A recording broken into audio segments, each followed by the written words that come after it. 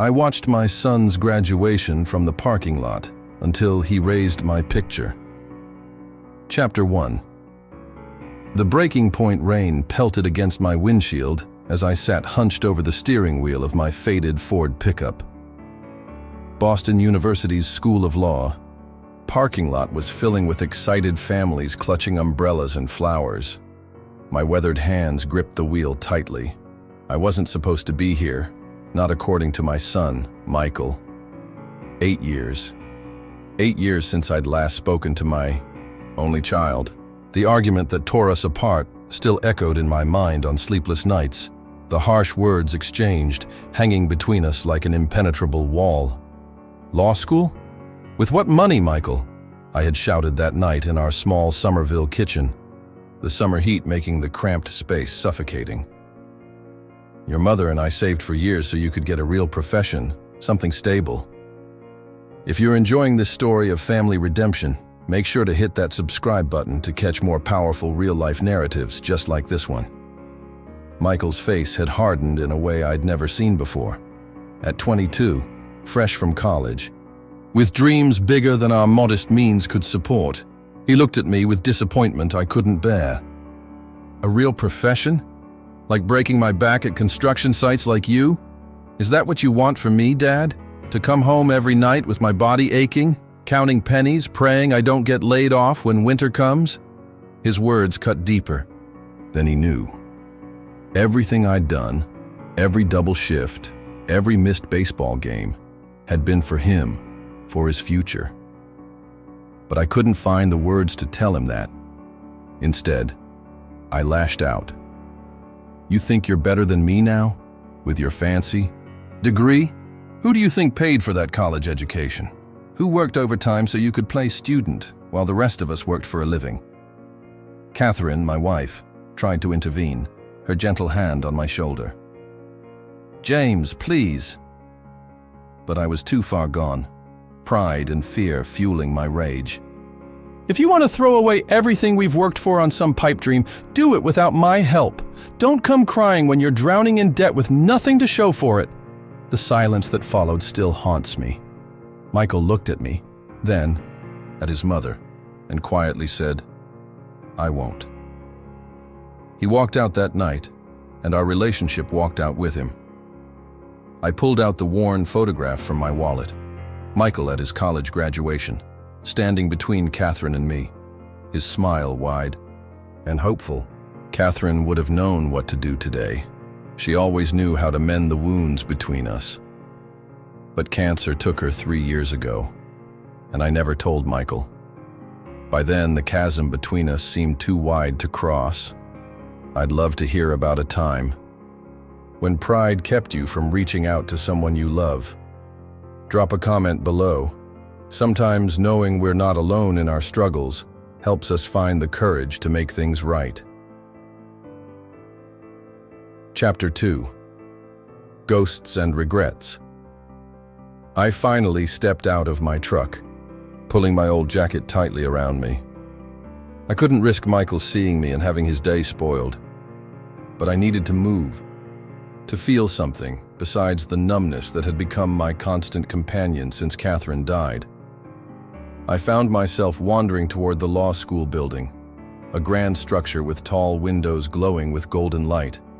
Through the glass, I could make out the sea of black graduation gowns and proud parents who hadn't failed their children like I had. A security guard gave me a curious look as I stood there, soaking wet and hesitant. You here for the ceremony, sir? He asked, his Boston accent thick. My son, I managed, my voice cracking. He's graduating today. The guard's face softened. Do you have a ticket? I shook my head. I wasn't invited. Something in my expression must have told the story because the guard's eyes filled with understanding. He gestured toward a side door. There's a balcony section up there, he said quietly. Usually reserved for staff, but mostly empty today. You could watch from there, without being seen. This story is touching hearts across America. If you're moved by this father's journey, subscribe now so you don't miss the powerful conclusion and other stories that remind us what truly matters in life. I nodded gratefully and slipped through the door. The narrow staircase led to a small balcony overlooking the auditorium where hundreds of soon-to-be lawyers sat in perfect rows, and then I saw him, Michael. Even from this distance, I recognized the way he sat, shoulders straight, but head slightly bowed, just like his mother used to sit in church. He had grown a beard, and I could see flecks of gray at his temples despite him being only 30. As the ceremony began, memories flooded back. Michael at 5, sitting on my shoulders at a Red Sox game. Michael at 12, his face tight with concentration as I taught him to change the oil in the truck. Michael at 18, nervously adjusting his tie before prom while Catherine fussed over him. The dean started calling names, and my heart raced as they moved through the alphabet toward H for Harmon. Michael James Harmon, Juris Doctor, magna cum laude. My breath caught. Magna cum laude. My stubborn, brilliant son had excelled despite everything, despite me. I watched him walk across the stage, tall and confident, shaking hands with the dean. And then it happened. Instead of returning to his seat, Michael paused at the microphone. The dean seemed surprised, but stepped aside. "I'd like to dedicate this achievement to 2 people," Michael said, his voice carrying through the hushed auditorium. "To my mother, Catherine Harmon, who always believed education was the path to freedom but didn't live to see this day." My knees nearly buckled. He knew about Catherine. And to my father, James Harmon, who taught me the value of hard work and perseverance, even if we disagreed on how to apply those lessons. Tears streamed down my face, unchecked. In that moment, I would have given anything to turn back time, to find different words on that summer night 8 years ago. What was the hardest moment that tested your family bonds? Share in the comments below. Sometimes our most painful experiences are the ones that ultimately bring us back together. As Michael returned to his seat, I noticed something I hadn't seen before. In the front row was a young woman holding a baby, and beside her sat a little boy, maybe 4 years old, who clapped enthusiastically. My son had a family, grandchildren I had never met. The realization hit me like a physical blow. What else had I missed? First steps, first words, birthdays and Christmases and everyday moments that would never come again. The security guard appeared at my side. "You okay, buddy?" "I've made so many mistakes," I whispered. "We all have," he replied. "Question is, what are you gonna do about it now?"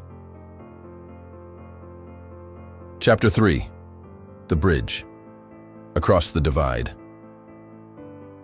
After the ceremony, I stood frozen in the stairwell, watching families embrace their graduates.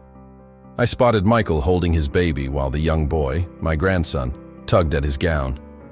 His wife beamed with pride as she took photos. They looked happy, complete. They didn't need me disrupting their lives. I turned to leave, to retreat to my truck and the lonely apartment that hadn't felt like home since Catherine died. "Mr. Harmon?" I turned to find the security guard with an older woman wearing faculty robes. "James Harmon?" she asked gently. I nodded, confused. "I'm Professor Winters." "I've been Michael's faculty advisor for 3 years." She extended her hand. "He's spoken of you." My heart constricted. Nothing good, I imagine. Her smile was small, but genuine. "That young man down there has your determination written all over him. He worked 2 jobs while maintaining top grades, even after his mother passed." I swallowed hard. "How did he find out about Catherine?" "A mutual friend reached out. Michael tried to call you, but she didn't need to finish. I had changed my number after Catherine died, another brick in the wall I'd built. He came to my office that day, devastated he couldn't attend the funeral." She paused. "He's been trying to find the courage to reach out ever since." This story about redemption and second chances resonates with so many of us. If it's touching your heart, please subscribe so you can join our community of storytellers and listeners who believe in the power of human connection. Why are you telling me this? I asked. Because Michael is giving a small reception speech in 15 minutes. Only family and close friends are invited. She pressed a card into my hand. I think you should be there. I found room 204 but couldn't enter. Through the window, I could see about 30 people gathered. Michael stood at the front, holding his baby while his wife stood beside him.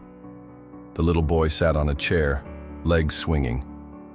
Michael began to speak, thanking professors, classmates, and friends. Then his voice changed, growing emotional. I especially want to thank my wife, Sarah, who believed in me even when I didn't believe in myself. And my children, Emma and James. James. He had named his son after me. When I started this journey, I was running away from something, from expectations I thought were limiting me. But somewhere along the way, I realized I was actually running towards something my father had tried to give me all along: security, stability, a future I could be proud of. He shifted the baby to his other arm. My father couldn't be here today. We haven't spoken in 8 years. But as I stand here with my own children, I understand him better. He worked his entire life with his hands so I could work with my mind. That's a sacrifice I can never repay. Have you ever realized too late the wisdom in your parents' advice? Comment below with your experience. Your story might help someone else bridge the gap in their own family. Unable to listen anymore without revealing myself, I backed away, bumping into a table and sending programs clattering to the floor. The Zeish. Door opened. Sarah, Michael's wife, stood there, little James peeking around her legs. "Can I help you?" she asked. Before I could answer, the boy tugged at his mother's dress. "Mommy, who's that man? He's crying." Michael appeared behind her, still holding baby Emma. He froze when he saw me. For a long moment, we just stared at each other, 8 years of silence stretching between us. Finally, I found my voice. "I'm so proud of you, son." Michael's eyes glistened. "How did you know? About today?" "I've known about every achievement. I just didn't know how to bridge the gap." Little James looked up confused. "Daddy? Who is he?" Michael knelt down to his son's level. "James, this is the man you're named after. This is your grandfather." Chapter 4. The picture we create together. "Grandpa?" Little James tilted his head, studying me. "The one from the picture?" Michael nodded. "Yes, buddy, the one from the picture." I looked questioningly at Michael. He stood up and pulled out his wallet, extracting a worn photograph, the same one I carried of his college graduation. "Day, I tell them stories," Michael said quietly, "about you teaching me to fish at Cape Cod, about how you built our treehouse from scratch, about how you and Mom danced in the kitchen on Sunday mornings. The memories hit me like physical blows, moments of joy I had allowed myself to forget." Little James tugged at my jacket. "Do you build things? Daddy says you can build anything." I knelt down slowly. "I used to build houses, bridges, schools, things that last. Can you build me a treehouse like Daddy's?" "James," Sarah interjected gently, "let's not overwhelm your grandfather right now." Grandfather. The word hung in the air, both foreign and achingly familiar. If this story of reconciliation has touched your heart, please consider subscribing. There are so many more stories of healing and hope to share with this wonderful community. Michael cleared his throat. "Would you like to join us for the reception?" "I don't want to intrude," I said. "This is your day." Michael's expression softened. "Actually, I was planning to acknowledge you in my speech. The parts of you that helped me get here. Your work ethic, your determination, your refusal to quit even when things got hard." Sarah stepped forward with baby Emma. "Michael's been trying to find you for almost 2 years. After